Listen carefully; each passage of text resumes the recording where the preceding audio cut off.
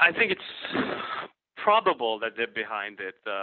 It's very difficult to say because a lot of groups are operating in Libya that could have undertaken this operation. But the likelihood of Ansar al-Sharia being behind it and the rationale is that it took place in Benghazi, that the modus operandi looks like an AQ type, Al-Qaeda type of operation, and that their demands were not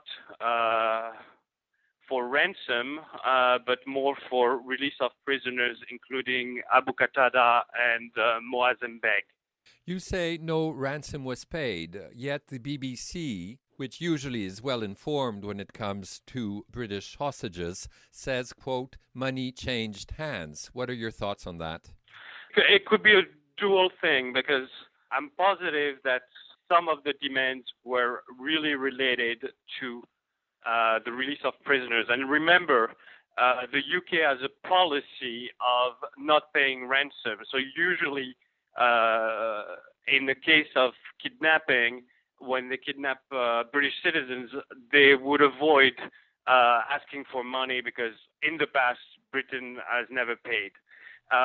It's not to say that there was not, some intermediaries that were paid off one way or another, but I think it's less likely that this happened. But in any case, it's a major change in the way the UK is now negotiating for the release of prisoners.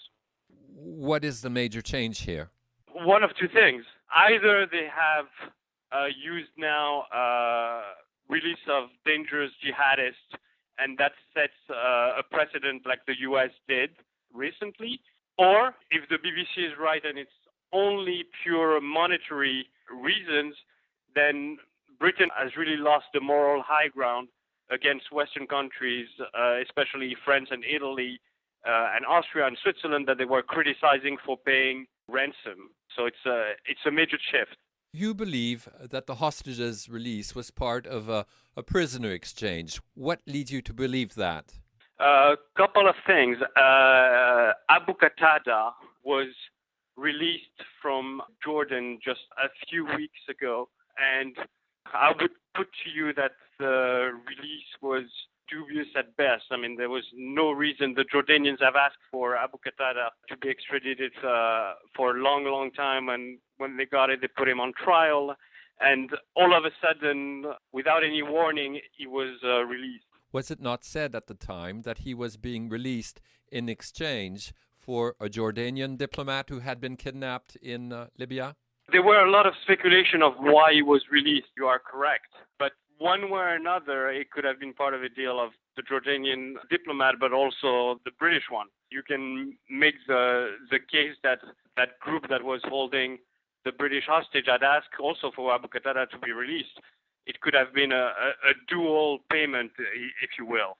Okay. Now, a second prisoner was also released last week. What can you tell me about him? So Moazzam Beg has been influenced in Afghanistan and was arrested for recruiting jihadists going into Syria. The case looks solid. And then on Thursday, there was a major surprise that MI5 said that the case was not strong enough and that they didn't have enough evidence against him. So they dropped the charges and he was released on Thursday. And that was when Mr. Boldam was also released. Tell me more about this jihadist. Beg is a British citizen. I mean, he's a polarizing figure. He was held in Guantanamo, and some people in radical groups are saying that he was wrongly held, that he had nothing to do. He was not in Afghanistan to do the things that we say that he was supposed to have done. So he's a kind of a polarizing figure and well known in the UK. You've seen the Foreign Office statement on the hostages' release. What are your thoughts on it? It doesn't say very much. It's the driest of the driest. It doesn't mention, you're right, it doesn't mention when David Boldam was kidnapped, how much of information we have on the group that held him, that it begs for much more questioning than anything else. So I suspect that down the road, journalists will go into this deeper. I can offer just my speculation and explanation, and the fact that I don't believe in coincidences to explain the timing of this release. Olivier Guittard, thank you for this. Thank you.